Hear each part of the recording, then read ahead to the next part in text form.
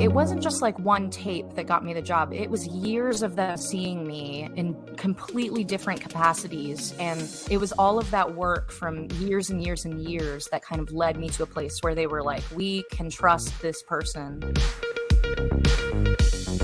Hi, I'm Cynthia Cortman-Westphal, a Broadway music director, conductor, voice coach, and tenured professor in the musical theater department at the University of Michigan.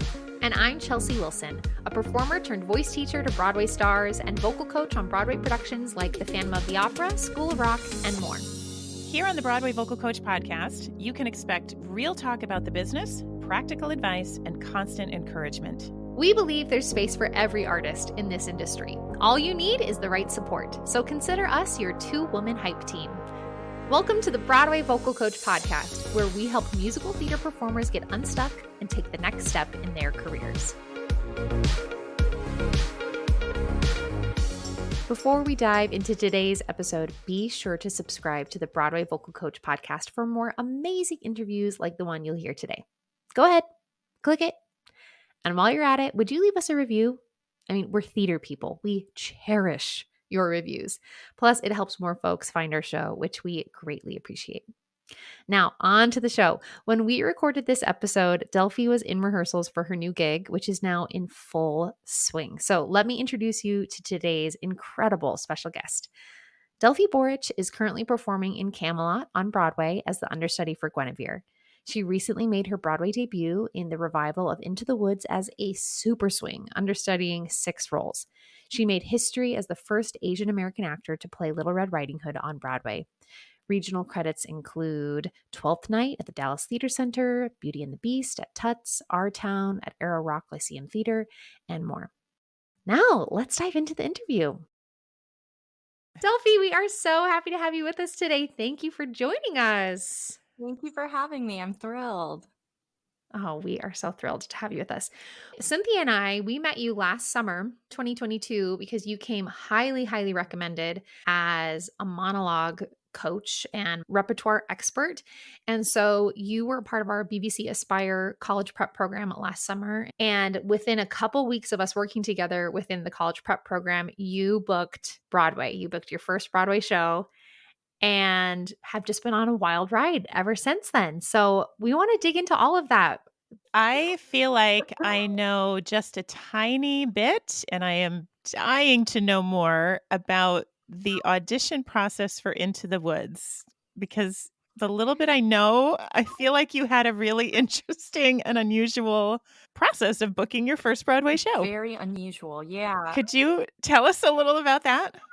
Yeah, I had a few big like Broadway auditions, but not anything where I had been in for multiple rounds. Like there were a few that had a good amount of rounds, but so my idea of it was, it's going to be if I'm ever going to get to be on Broadway, it's going to be a very long process of many rounds of auditions. And this one was not like that at all. They were transferring from City Center into the Woods and moving to Broadway. And so they had a relatively fast turnaround because my understanding is that it all came together really quickly.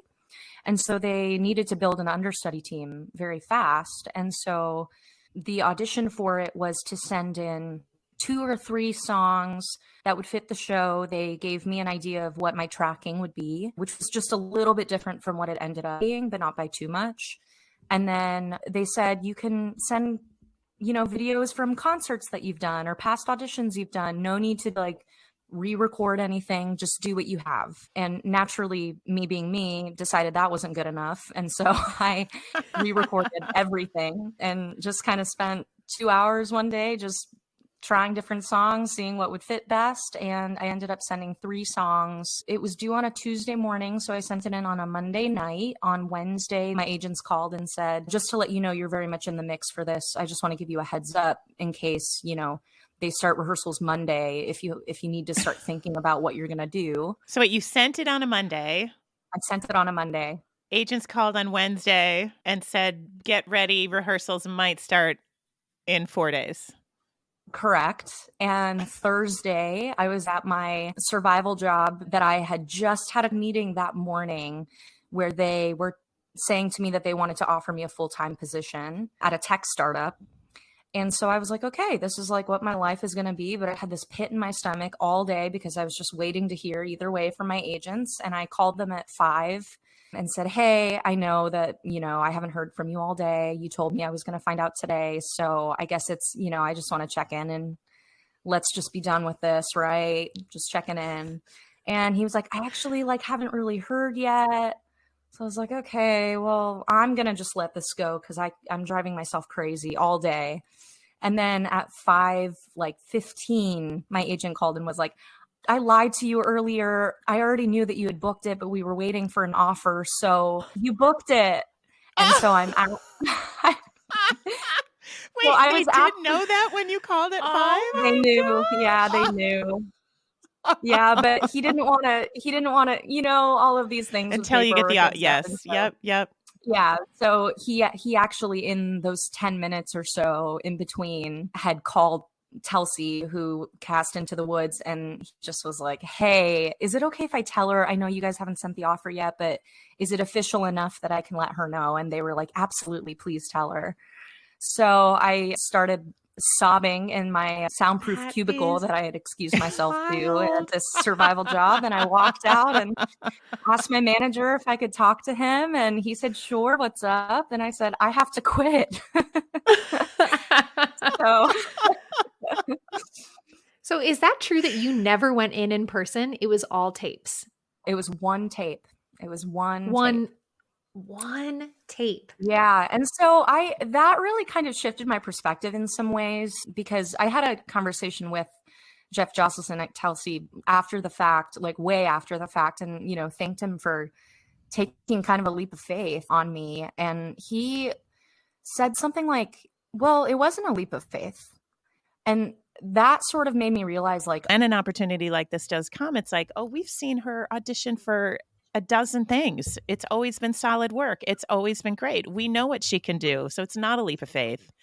That yeah, I think yeah, sometimes building this body of work, people think it has to be coming from paid jobs, but you can actually be building that reputation just through solid auditions, getting yourself yeah. out there on a regular basis. It had been auditions for just so many different types of projects. And Yeah. I never would have guessed that all of those auditions would lead me to a job where I was understudying so many different types of characters. Right. And them having seen me do different types of characters all along was, ultimately what helped me get the job. So that's kind of that's the craziest thing to me, as someone who I'm a big believer in yes, there are archetypes in musical theater, but I've never wanted to just place myself in one of them, because I think that actors are so distinct in who they are. And this was the perfect example of, I ended up playing different, a variety of archetypes, not just one.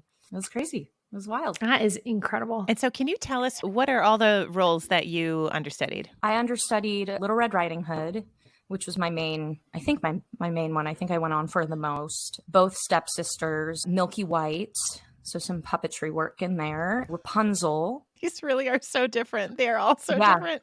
Very different. And then in the last 2 weeks, our understudy for Cinderella ended up moving up into the role just for the last 2 weeks of the run, and is now on the tour as well. And so I volunteered to understudy Cinderella, and they asked me if I could do a put-in in less than a week, when they were doing a put-in for our new witch at the time. And I said yes for some reason. So basically 4 days later, after it was official that I was going to be covering her, I did a full put-in for Cinderella. Oh my goodness. That's really incredible. Unbelievable. While we're talking about understudies, you created an Instagram account because it really kind of took off and became a thing. Yeah, that ended up being such a blessing, and I think was really impactful in a way that we didn't realize it would be when we started it. And that's the Understudies of the Woods Instagram account. Understudies of the Woods. Correct. Yeah. We ended up posting about when we were on, which was a great tool for fans and audience members to be able to look at. But what I found was it ended up becoming such a celebration of us and what we were doing there, and the importance of understudies and swings and standbys and such. And we were surprised that other companies didn't have them. And, later finding out certain companies won't allow their understudies to post when they're going on. And it seems so strange to me. Like, I understand it from a producer perspective, but it's also really sort of disrespectful in a way, to not celebrate these people who save your show time and time again. So the account ended up becoming so much more than just posting when we're on, or, trying to put our faces out into the world. From a production standpoint, I am not a Broadway producer. I've never produced anything other than this podcast you're listening to right now. But having an audience's understanding and excitement about the people you're going to see in the show that day feels only like a boon to the production. It's only an asset, in my opinion, to have the greater audience pumped that Delphi Borich is going to be on for Little Red today. Wow, everyone's just going to be excited that you're doing that. So I agree. I wonder if that will change over the next few years. I know we've seen a big change in the culture of how we talk about and appreciate swings and understudies, but is it talk, or is there action behind it? And I'll be curious to see how that continues to roll out and play out in professional theater over the next many years. What do you think about that? Yeah, time will tell for sure. My hope is that it will be more celebrated. And I think you're absolutely right. What we didn't anticipate that we found with these understudy accounts is like we had fans. We had fans who knew us specifically. And when we were on, they would start talking about it as sort of like, collecting baseball cards type of thing. Like, oh, I've seen this person do these 3 roles, but I really want to wait to come back until they're on for the next 2. And that response and that sort of mindset shift is what I want the whole industry to have. Yes, you have your stars in any given production that people are coming to see. I completely understand that. But if you start treating your understudies like stars as well, there won't be any disappointment if those, names aren't on. I think it is getting better. We'll just have to see if it's consistent or, how we were very lucky that our producers were very supportive of us doing that. And we didn't really ask permission to start the account. We just kind of did it.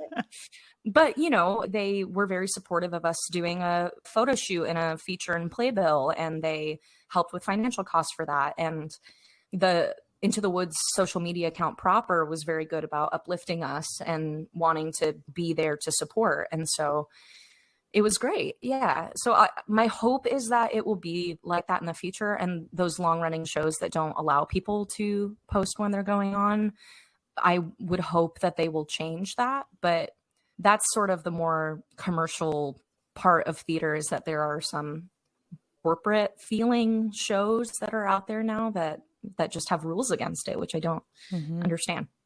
So Delphi, back us up before Into the Woods, before this Broadway debut. Tell us about young Delphi studying musical theater. What was your journey to New York in the first place? And a little bit about your survival jobs and whatnot in between there. Yeah, well, I knew I wanted to do musical theater from a very young age. I think I didn't have a lot of information on how to do it. And it wasn't until my junior year of high school, when I did the University of Michigan Impulse program, where Cynthia taught, where I actually met Cynthia for the first time as a high schooler, that I started to really understand what the path was, just by speaking to my fellow students who had all the information and for some reason knew a lot. And I was like, how do these kids know this much? But it was such an eye-opening experience, and especially getting a taste of what college would be like too was really wonderful and a completely life-changing experience. And so from there, I knew what schools to apply for. I knew how to go in prepared, and ended up getting accepted into Syracuse. And the thing about Syracuse was that I was very unsure for a very long time of whether or not I would end up working professionally in musical theater, or if it would be straight theater, for a variety of reasons. And I just didn't quite know what I was going to get hired for. And so it was important for me to go into a school that was very strong in their acting program, which Syracuse was. And so I went there. I really wanted to be well-rounded. And so I studied abroad and did a program at Shakespeare's Globe fall of my junior year. Syracuse was very helpful because I feel like I got everything out of it that I could have. And then I also had a few, realizations of what the old school mentality was with being a person of color and how I might be perceived once I got into the industry, and sort of preparing myself for that, but also not allowing that to define what I was going to try to do. We actually had a program where we would move to the city a semester early. So January of 2016, when I graduated, was the start of Tepper semester, where you move to the city and you take classes with Daisy Prince, and they bring in all of these amazing, different people and to do master classes. And so it was wonderful because we moved to the city with a safety net, is how I like to think of it. We moved to the city and we didn't have any concerns other than just learning about the city, but then also still studying musical theater.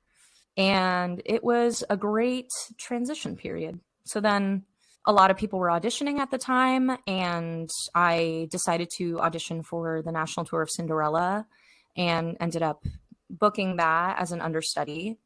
I just moved to the city and then I was gone for 10 months, which was weird. So when I got back to the city, I felt like I was behind because, yes, I had just done this great job, but I also saw my classmates figure out the whole survival job thing already. And I felt like I had no idea where to start. I wanted to still audition, but I needed to be able to pay rent and all of this stuff. So that's when the survival job search started happening. And in regards to that question, just so many different jobs, so many different types of jobs. We all laugh and smile because we've all been there ourselves. We've all been there. Yeah. Absolutely. I mean, it really does take some time to figure it out. You want It really something does. that's going to be flexible enough to let you audition, but you want something that pays you enough to be able to be here in the first place. So, I mean, and that process took years. It took years of starting a job, getting in 3 months in and just being like, this doesn't work for me. This just doesn't give me what I need. And a lot of trial and error. But one of my most consistent ones was working at the drama bookshop. And that was a wonderful experience because it gave me a lot of knowledge. It gave me a chance to read plays and know what was going on in theater for my job, because it only helped me make monologue recommendations. And yeah, the long lasting effects of that, like working with you guys at BVC, is still amazing to me. That's something that started as a survival job has really lasted me a very long time in terms of what I can still do to this day. It's heartbreaking for us to see so many students and parents right where you are that know what they want but are struggling because they don't have a plan to get there. Looking to apply to college musical theater programs? If you're frustrated by the process already, here's the solution you've been waiting for. Since Cynthia and I had never seen a program that took a personalized and all-encompassing approach to all of the needs of college prep, we decided to create it ourselves. What we do at BVC Aspire, our 4-month college prep program, is work with folks just like you to build a personalized roadmap to achieve your goals with all of the training and resources you need in one place. BVC Aspire is our 4-month college audition prep program for rising high school seniors or gap year folks. If that's you or your child, then this is where you need to be. And here's why it works. Aspire includes everything you need to successfully apply to college programs within a fixed yet flexible 4-month time period, June through September. It's a fixed price, so there's no surprise costs, and you get your applications in at the start of senior year, saving you months of stress and opening up time for all the other stuff you want and need to do, like your school show or a part-time job. Registration is open now and doors close on May 15th. We have limited spots available for our 2023 program, and we're already at 50% capacity. So now is the time to act. Sign up for BVC Aspire and get the edge you need to succeed in the highly competitive world of musical theater. Ready to get stressing over college audition prep off your plate? Schedule a free consult with us. Email hello@bwayvocalcoach.com or check the link in our show notes to book a call. Talk to you soon.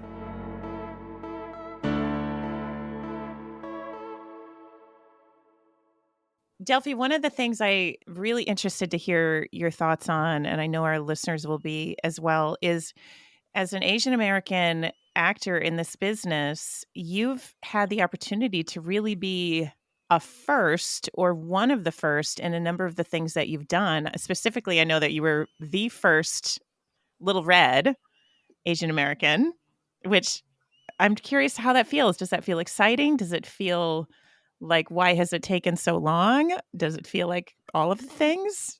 Definitely why has it taken so long? That is definitely always in the mix. But also, I mean, selfishly, personally, there's a lot of pride and there's a lot of, entering the business as an actor, you always hope that, I mean, I think everyone in any field hopes that someday they're going to make an impact in the world in some way, something permanent that you can put your stamp on. And that for me is it, having been the first Asian American actor to play Little Red on Broadway specifically, because I know that there have been many who have done it regionally or Yes, thank you for specifying. We're talking on Broadway. Yep. on Yep. Broadway. Yeah. It's a really special thing. It means a lot to know that that's something, we never know what's going to happen in the future. I might, after this show, never work again. I have no idea, right? But that's something that can never be taken away from me. And that is something incredibly special. And to have had that event for my on stage Broadway debut was something that, I mean, I'm never going to forget that for the rest of my life. And also just in terms of the representation of it, Cinderella, I'm not entirely sure if I think I was probably the first in that particular production and the tours of that production to have done it. But especially having been a tour, going to different parts of America where young Asian American women might have never seen someone like them on stage in that capacity, that means the world to me. That just makes it all worth it. Did you get emails or DMs or some fan mail at the stage door? Could you feel the impact that you were having? Because I know you were having a major impact, especially for Yeah. those who maybe haven't seen themselves represented on stage in that way. Definitely starting on tour, there were people who would follow along and let me know that I was making a difference for them in their lives. And that was very meaningful. And a majority of people who still follow along with my stuff today, a lot of them came in when I was playing Belle at Theater Under the Stars in Houston. A lot of people who saw the show there who still follow me now and bring that up every once in a while that they saw me then and are happy with where I'm at now. And yeah, the support really makes it worth it. It makes it all feel wonderful and special and more than just me, going on a stage every night. There's a weight to it. I'm curious about, you worked regionally, you've worked on Broadway. In all these aspects of your professional theater career, we from the outside see the shiny moments, and the shiny moments are really special and glittery and amazing. And making the Broadway debut, being on the red carpet, getting the photo shoot, all of that. What of the reality of being a working actor was maybe surprising or maybe took you off guard of, oh, this is the reality, this is the challenge? What's it like when it's not the shiny, for Instagram moments as a professional actor? What have you found? I think what I wasn't prepared for was the schedule. It's a really, really hard schedule. And also, when you're in the show proper every night and you're not an understudy, you have your whole day, you show up for the show, you do the show, you go home. And that's not to minimize the lack of time that those actors have as well. But when you're an understudy, you also have understudy rehearsals, you have the added pressure of always needing to be prepared. And so for, different people, that means different things. Sometimes you have to do extra work at home if you feel like you need it. You have to be prepared in ways that you might not have to be for what is going to happen in the show that night. If you're not on stage every night, you don't really know if you have to warm up or not. So that just things like that. But the schedule is really tough. And I found myself coming out of the pandemic, I was so solid in my friends that I would see all the time and, spending time with my partner and things like that, that immediately gets cut down because your friends might be working a regular 9 to 5 and you aren't. You're working very weird hours for the rest of the world. And so that time got cut. And I think the balance of my life was thrown off a lot. I felt in a lot of ways like I couldn't keep up. Like I couldn't keep up socially with my best friends. And then therefore that means that I'm less happy sometimes because I'm not getting that outlet, that social outlet, or, I can't spend as much time with my partner, or when I do, we're both exhausted at the end of our days. And that's a different sort of pressure. And the scheduling is hard. And so that's something that I'm trying to be better about now. I'm trying to keep an eye on the balance of everything in my life and not just living to work. I love that you're talking about the balance and trying to find more balance, because you've shifted now from one Broadway show directly into another. Can you talk a little about the show you're doing now?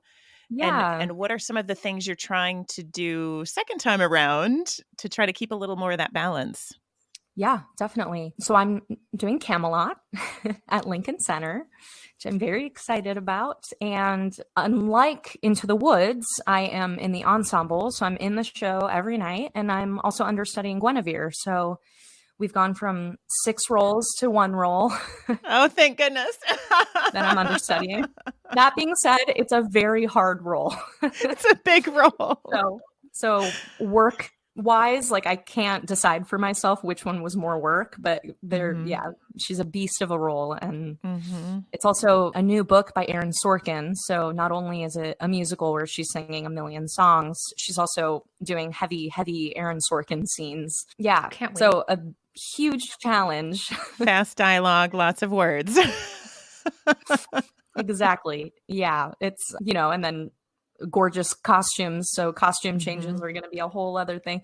I have a lot swirling around in my brain right now. But yeah, that's what I'm doing now. And in terms of balance, I think because our rehearsal process has been much, much, much longer than Into the Woods was. Into the Woods was about 2.5 weeks total for me, for the new people who were coming in. And this is, when all is said and done, I think probably 2 months of rehearsal, including previews. And so I have a little bit more time to set my habits, make sure everything is in check. Having my evenings free has been amazing, just because I feel like I have time to just check in with people that I haven't been able to check in with for a while. And that being said, it's still a bit of a learning curve because I haven't been in the show and understudying the lead since Cinderella. That was the last time I did that. And there's something about being a offstage understudy that's so much easier because you can just watch everything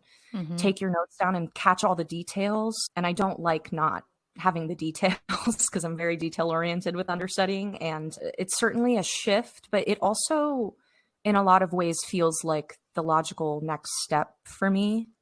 And I'm grateful that I have a new job that doesn't feel like I'm doing more of the same. It's a new challenge. It's a completely new job. And it feels like shifting from playing 6 roles in a very much an ensemble show to doing this massive show at Lincoln Center, where I'm understudying one of the 3 leads. It feels like really gratifying work. So you've gone back to back with these 2 big Broadway productions. Congratulations. Before that, obviously working regionally and all of that. What's life like in between jobs and waiting for the next, quote, big job to come? And how have you grappled with that in the past? And how do you feel like that's changed over the course of, you've been out of school for 6-7 years now. How has that changed over time? That's a great question. I think earlier in my career, I didn't necessarily think about the in-between as much. I would sort of just be hoping that it would work out. And when I was on contract, just being so happy that I was on contract, not thinking about what it would be like coming back. So I think just managing my finances better probably would have been more helpful. And I was never in a horrible place, but I certainly do remember having times where I would be back in the city and just be like, man, if I had just been smarter about that and saved enough to get me through however many months. So I had that security. Would have been smarter, but I didn't think about those things. I was just so thrilled to be, going from theater to theater. But then coming back to New York, it was a weird mix of being so happy to be back because I genuinely love living in New York. I really, really do. But then also being faced with those hard times of, okay, what am I going to do? What am I going to do for money? How am I going to find a job that I'm okay to leave if I have to leave, at the drop of a hat? I don't know what that looks like. And so, that's where you start finding survival jobs, like some restaurants where you build a really good relationship, which I was lucky enough to find. I found a Japanese restaurant that was in my neighborhood, and the owners were all artists of some sort in the past. And so they were, from Japan. So that was wonderful for me because I felt like I had a home away from home, and just people who really genuinely wanted the best for me and wanted me to be happy. And so when I had to leave, it wasn't so much a, how dare you leave? It was more of a, that's great. That's awesome. And when you come back, we'll be waiting for you. And finding those sorts of spots, I think, are crucial when you're looking for survival work, and never having to feel like you have to apologize to go and do what you love was something that was really important for me. And if I ever felt like someone would be mad at me at my survival job for leaving, then for me, that just wasn't it. That wasn't ever going to be good for either side. So it was a lot of that. Just the in-between months were figuring out what that looked like, where that place was for me. And I was lucky enough to find it a few years ago. I think 2019, I started working at this restaurant, and that pretty much carried me the whole time until I started this tech startup job randomly. I love that. I also love that if the restaurant that you found had owners that were also artists, because I'm imagining then not only were they supportive of you leaving, they were supportive in a positive way when you were coming back, because they would understand that this is just how this business works. You come in and out of these survival jobs. There's no shame in that at all. It's just the nature of the business is up and down, in and out, on and off. And that's really great. Right. And the toughest part of that was I was still working there when I booked Into the Woods. And I was supposed to be covering a lot of people over the course of the next 2 months because people were going on summer vacations and such. And so I had to walk in that Thursday night when I found out and say, hey, I have to quit immediately. Like I'm starting rehearsals on Monday. And so that sent the owners into a huge panic, which I still feel really guilty about. But, I had a conversation with him later, and he was like, at the end of the day, like, none of that matters. You're doing what you've always wanted to do. We're happy for you. And, I was just stressed in the moment, and I was like, yeah, I get that. Like, yeah. Oh, that's so lovely that he understood all of that, and that you understood that. Yes. And at the same time, I know I'm putting you in a tricky position, but that it's so great when everybody still understands all of what's going on and supports it. I think that's so lovely. Yeah. Should we lead into our lightning round? Well, in the spirit of James Lipton and the Actors Studio, I don't know if you ever were a fan, but I'm a big fan. Oh, yeah.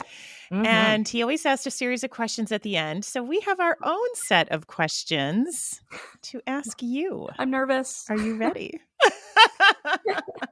Yes, I'm ready. All right. What fuels you? Oh, my goodness. What fuels me? Community. Oh, that's lovely. And what drains you? Unnecessary stress that I put on myself. I hear that. What profession other than your own might you like to do? Something in forensics. Oh, or a chef. interesting. I don't know, one of the two. I love that. I want to solve murders. Yes. I love that. What is your favorite form of self-care? Going to a restaurant, having a really good meal. Amen. I feel the exact same. And that leads me directly into my next question. What is your favorite comfort food? Probably Japanese food. Feels like home. But which? Udon noodles. Yeah. Love it. All right. For this one, you may have to come up with a rhyming word because we do have underage listeners. So we're going to keep it PG. What is your favorite curse word? And maybe you can find a word that rhymes with it. Duck. I enjoy that as well. What are you grateful for? Just this crazy life that I'm living right now. I can't even believe I live this life. It's crazy. I love that. And last question, if you could share one more thought before we sign off, what would it be? Especially to the BVC students, and I guess like anyone listening who wants to pursue a career in this field, just to have faith in your own individualism and really just remembering that you're special the way you are, and you don't have to fit into any sort of anything that's been done before, and somehow that's going to work out for you if you just trust in the ways that you are special. That's very wise words. I love that thought. I love ending with that thought. Delphi, thank you. Thank you. Thank you. This was so much fun. Delphi, thank you so much for joining us. Where can our listeners find you online? I'm on Instagram at Delphi Borich, and that's pretty much it. And is Understudies in the Woods, is that continuing on? Yes. I passed it on to one of the understudies on the tour, and they've been doing a great job running it. And so, yeah, at Understudies of the Woods, if you want to follow along with all the tour antics, I highly recommend it. Oh, fantastic. Excellent. Thank you so much, Delphi. Thank you. If you enjoyed today's episode, please take a screenshot, tag us on Instagram at B-Way Vocal Coach, share this episode with a friend, and consider leaving us a review. And if you're ready to take your next step in this industry, but aren't entirely sure what that should be, then take our quiz. We'll strategize with you to outline a roadmap to your unique goals. Plus, from there, you can book a free consult with us. Visit bwayvocalcoach.com/take the quiz. We can't wait to hear your story and help you take the next step in your career. Thanks for listening.